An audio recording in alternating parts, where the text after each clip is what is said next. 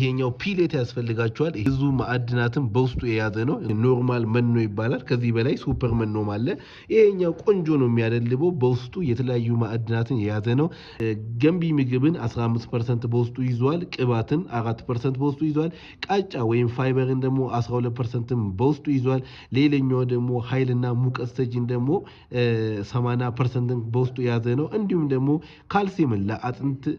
ጥንካሬ የሚጠቅመውን 1% በውስጡ ይዟል እርጥበት ደግሞ 12% ላይ ይገኛል ይሄ ማለት እርጥበቱ 12% ነው ማለት ምንም ያህል ቢቆይ ሻጋታ መፍጠር አይችልም ማለቱ ነው ሌላኛው ማድረሚያ ደግሞ ሌላው ግብአታችን ደግሞ መሆን ያለበት ምንድነው ፊኖ ነው በብዛት ሰዎች ትጠይቁኛላችሁ ፊኖ ምንድነው ትላላችሁ ያው ፊኖ የሚገኘው ከመግብ ፋብሪካዎች የዱቄት ፋብሪካ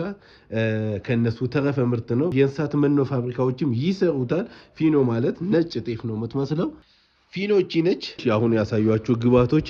የደለቡ ከብቶች ይህንን ይመስላሉ አሁን ያሳዩአችሁ መኖዎችን እንዴት ትቀላቅላላችሁ